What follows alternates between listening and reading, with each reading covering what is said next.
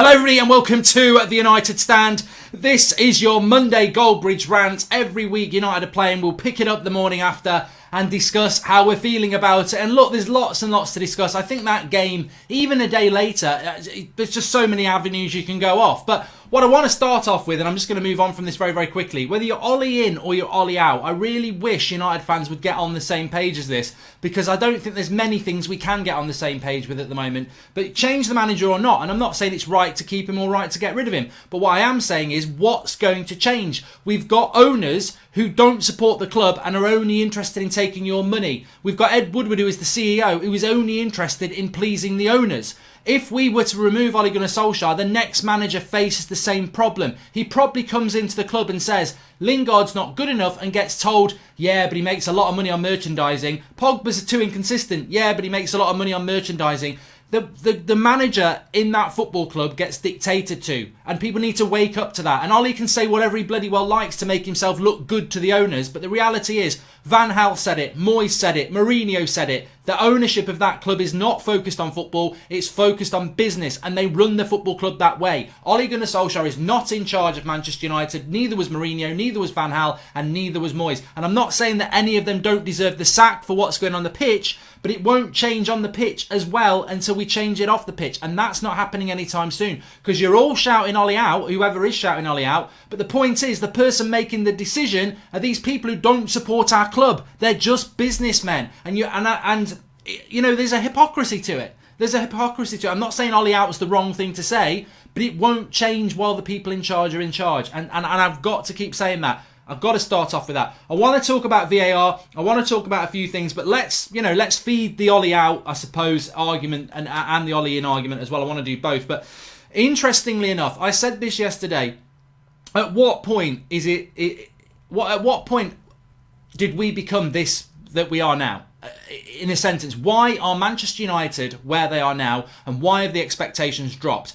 Mourinho was sacked nearly a year ago. After 17 Premier League games, he had 26 points. After 13 Premier League games, Ollie's got 7. He's got to get 9 out of his next 4 games just to be level with what Mourinho was when he was sacked, which is one of our worst ever starts to a Premier League season. That's how bad this season is at the moment. After 13 games, Ollie's got 17 points. After 13 games, Mourinho had 21. 4 more points. We have dropped from last season, and we sacked a manager last season for a better start than this. So why have the club's expectations dropped? And I'm not saying Ollie out to this, but what I am saying is, why is it suddenly acceptable for us to sack a manager a year ago who deserved to be sacked, but a year later be in a worse situation? I can't find an argument for this, and I'm sure some of you will give it, but why? You're going to say, wow, the team's worse than last season. Why? Why is it worse? Pogba's still here, Martial's here, Rashford's here. The players who have left are Fellaini, Herrera, Lukaku and Sanchez. And I would have sold 3 of those 4 players still. Oh, and Smalling's gone on loan. So there is no excuse. But on top of that, we brought 3 players in. Dan James, Wan-Bissaka, Harry Maguire were not here last year. And you know Mourinho would have made us better with those 3 signings. So Herrera's the big one for me. Fellaini had to go, Lukaku had to go, and Sanchez was useless. So why, as a football club, have we dropped so severely from where we were last year with Mourinho when we sacked a manager? And I think that's something to try and get your head around and try and understand it. I agree with Mourinho being sacked. I'm not one of these Jose ass dwellers that we seem to have. He deserved the sack. He basically admits it himself. For whatever reason, it didn't work with United. But he had 21 points at this point of the season, and Ollie's got 17. We've dropped, and he deserved the sack. So we're 4 points off, worse off. And we keep talking about the future. Mourinho is gone. The future is not Mourinho, but it's very important to not even be Ollie in or out with that, but just to say, as a football club, and I'm looking beyond Ollie here, I'm looking at the board again, why is this football club in a much worse position than it was a year ago? And why is that suddenly acceptable? Why are we hiding behind the future and give it time when we've absolutely factually dropped off severely from where we were a year ago, and a year ago wasn't good enough either? So massive, massive issues there. Bringing Ollie in a little bit, I disagree with what he said about, a year ago we would have lost this game. He wasn't talking about Mourinho. People were thinking, he's having a dig at Mourinho. He was talking about the Everton game in April where we lost 4-0 at Goodison Park. And he basically said, we'd have lost this game last season 3 or 4-0. And we didn't. We came back. But the thing is, the thing is, if you're going to talk about stuff like that to try and spin a positive, I understand it, but know your facts. Against Everton in April, we lost 4-0. We were 4-0 down after 65 minutes, right? We were 2-0 down against Sheffield United. There's a big difference. 4-0, the game's over. 2-0, you've got a chance. Brandon Williams gets us a chance. But more interestingly, let's delve into that game for a moment. Against Everton, Manchester United, Everton had 15 shots on goal. As 15 shots, 8 on target across the whole 90 minutes, and we lost 4-0. 15 shots from Everton, 8 on target, we lost 4-0. Against Sheffield United, 12 shots on 12 shots for Sheffield United, but still 8 on target. Everton had 8 shots on target, they scored 4 goals. Sheffield United had 8 shots on target, they scored 2 goals. There is no difference to what happened with Sheffield United and Everton. And Ollie's trying to make out, oh, this time last year we would have lost 4-0 because we lost 4-0 to Everton and it's progress. We conceded the same amount of shots on target. The reason we didn't lose 4-0 to Sheffield United is because they weren't as clinical with their 8 shots as Everton were. There is no difference between the Everton game and the Sheffield United game. So don't think, oh, Ollie's right, last year we would have lost. They had the same shots on target, Everton, as Sheffield United did yesterday. Whether De Gea had a better game, whether Sheffield United's finishing was worse, the reality is we've spent £150 million on our defence and it's still conceding lots of chances. And I'm not digging out Harry Maguire or Wan-Bissaka here. Never play 3 centre-backs again. If you want to know things to learn from yesterday, never play 3 centre-backs again. It doesn't work. The whole back 5 were confused. Poor Brandon Williams, poor Wan-Bissaka, poor Lindelof, poor Maguire. They were all over the shop. But when you look at that first goal, that back 4 of Williams, Wan-Bissaka, Lindelof and Maguire, and I tweeted it off my Twitter yesterday, they are playing an offside line on the first goal. And you look at the line, you go, great. And then your eye wanders beyond the line, about 20 metres, and Phil Jones is stood with the Sheffield United striker on his own. So the back 4 is playing offside. The Pratt at the back, Phil Jones, is playing him on. And they score from that. And there's another lesson. Never pick Phil Jones again. And I actually feel sorry for Phil Jones. I felt sorry for him yesterday. I have sympathy. And that's always the worst thing. Well, I saw a Liverpool fan this morning when I was in Solihull. And they were sympathetic. And I felt like going, do one. But I had to be nice. But the reality is when you're getting sympathy, that's even worse than getting shouted at. Because if you're being shouted at, that there's that hope that you can be better. When you're getting sympathy, everyone's giving up on you. And Phil Jones, I feel sorry for. But it's not really about Phil Jones because Phil Jones is injury prone and he always makes mistakes. It's the cycle of Phil Jones. We spoke about it for years. Comes back from injury, has a couple of good games, makes a big mistake, gets injured. That's what Phil Jones does. And he will always do it. And Ole Gunnar Solskjaer yesterday screwed that result up in more ways than one because he played 3 at the back and because he played Phil Jones. As soon as we started playing 4 at the back and got another body in the midfield, we were a better team. Sheffield United's second goal sort of came, not against the run of play, but it was an equal game in the second half and then we took it into our control. But their second goal was just a good goal. First half, we could have been 2-3-0 down. Second half, we were the better team and that's because we got rid of the 3 at the back. Against Chelsea in the Carabao Cup, we played 3 at the back, they dominated us, we went to 4 at the back, we got back in the game and played really well. Partizan Belgrade, 3 centre-backs, awful. Liverpool, 3 centre-backs, worked well for half an hour, Liverpool figured it out, awful, parts of the bus second half. It doesn't work. Ollie went into the game yesterday, and I would say this to you lot as well. Did we draw despite Solskjaer? And I think that's something you've got to start thinking. If we'd had a competent manager yesterday, and I'm not even talking Pep or Klopp. I'm talking to Pochettino. Maybe I'm talking to Mourinho. The way that game was managed yesterday, would they have lost that game or drew that game? I don't think they would. I think we basically gave Sheffield United the first half. They didn't score enough goals. We then get back into the game. We win the game. And then we take Martial off and go defensive again and invite the pressure and end up at 3-3. So I think yesterday Ollie got lots wrong. And the players suffered from it. And I think we always go in on the players a lot. But Phil Jones apart yesterday, I think a lot of people played badly. But I think the tactics, as I said this yesterday, this is what amazes me. You have before the international break, you get momentum against Brighton. We play really well. All right, Brighton were probably not that good, but we did play well. We could have won that game 7 or 8-0. We play 4-2-3-1, which I don't really like, but I prefer it to 5-3-2 or 3-5-2.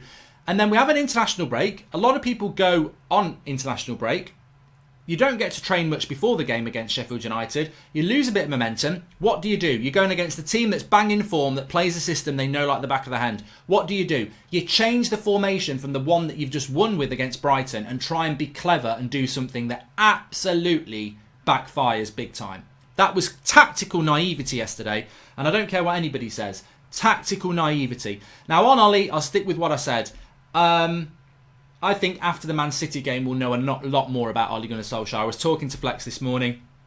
Spurs and Man City, they define Solskjaer. If he loses both of those games, I probably am Ollie out. I'll say that right now, because where are we going? But what I would say, that's just my personal opinion. At the moment, I'm not Ollie out. I still think, as I've said many times, there's still a chapter left to be written. The story has not been told.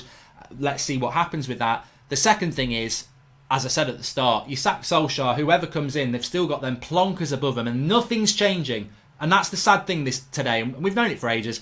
Nothing is changing whilst those people are in charge. But what I would say, if you are an Ollie outer, just relax over Christmas, because he ain't getting sacked. He is not getting sacked.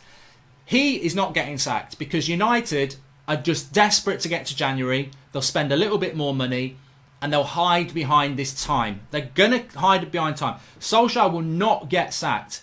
I am almost 100%. You can never be 100%, but I'll be stunned if they sack him, no matter what. Even if we draw with Villa, even if we lose to Spurs and City, even if we draw with Everton and Watford, he will not be sacked before January. And I don't think they'll sack him in January because they'll spend money. They are 100% behind him because it's them. This is not about some, and you need to get this in your head, this is not about some divine intervention or some total backing of Ollie. And Ollie better know this as well. They ain't backing you because you're Ole Gunnar Solskjaer and you scored a goal and you're a legend. They are not backing you because of that. They're backing you to save themselves. It's like many things in life when people are loyal in business. It's nothing to do with there being nice, loyal people. We know that Woodward and co are not nice, loyal people. Even Mourinho thought he was going in to talk about January transfer windows and walked out with the sack. They'll do what's best for them. Sacking Ole Gunnar Solskjaer will explode big time back on them. 4 managers sacked by Woodward. He knows if he sacks Ole Gunnar Solskjaer, he is going to get everything. Because people might think Solskjaer should go because he's out of his depth. They're still going to like him. If he was sacked today, we would still like him. We wouldn't have a go at him. We would just go, he wasn't up to the task. Fair play for trying. The real issue, as you know, is Woodward and the Glazers. And that's why they won't sack Ollie, because they like hiding behind him. They're desperate. They're actually, if they're religious people, they'll be praying because they are desperate for him to succeed. That's why they're keeping him. It's nothing to do with believing in him. It's nothing to do with he's a great coach. It's to do with covering their own arse. They are terrified of sacking him because they know the anger and frustration will go on to them. The share price will plummet. This is Manchester United. Basically, their strategy at the moment is hope and pray. That's what it is. That's why they're sticking by the manager. They've got no bloody idea. Paul Scholes said it himself 3 weeks ago. We hope it's going to work with Solskjaer. They're backing him, but everybody's hoping and praying. I'm hoping and praying. So don't think that they're going to back him because they've got any knowledge about it working. They are backing him to cover themselves. That's what's going on with Solskjaer. And that's why they won't sack him. They will not sack him. Mourinho, Pep can annihilate us. They won't sack him. What I would say as a positive is, I can't see how you don't beat Villa next Sunday. And I'll say it early. I said it against Liverpool and Arsenal. We won't lose to Spurs at Old Trafford. And everyone's going to go, oh, we will. But they said it about Liverpool and they said it about Arsenal. I said, we won't lose against Spurs at Old Trafford. It's at Old Trafford. The players will rise to the occasion. It's too big a game to lose. We won't lose that game. We might draw it against Spurs. I wouldn't be surprised if we win it. We'll lose to City at the Etihad, 100%. I'll be stunned if we get a result in that. The only hope is Manchester derby. But they're streets ahead of us, and their midfield will annihilate our defence and our midfield. So I don't agree with that. But it's we are, and also what I want to say is on this Monday morning rant, I want to get to VAR as well, but I'm glad it's sort of waited till the end. VAR.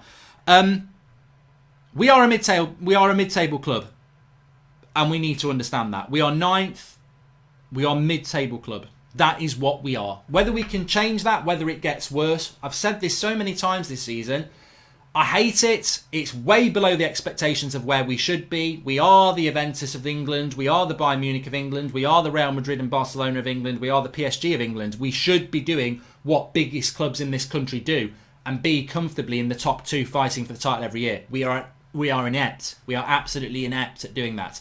But what we are, and we can't hide it, any of us, we are a mid-table club, and that is what we are. And we need to understand that, and whether you think that's acceptable or not, we are a mid-table club. That's why we're drawing at Sheffield United. That's why we're not winning games like that. That's why we're losing to Bournemouth and West Ham and Newcastle. That's why we're drawing against Liverpool and everything like that. Because we raise our game against the better teams, and we struggle against the lesser teams. We're a mid-table club, and that's very, very, very sad for Manchester United, of course. Please do smash a like on the video, everybody, as well. But that's where Manchester United are. We are a mid-table club. And also, as I've said before, I'm furious with this time. Give it time. We'll be good in the future. I said this yesterday. I'll say it to you now.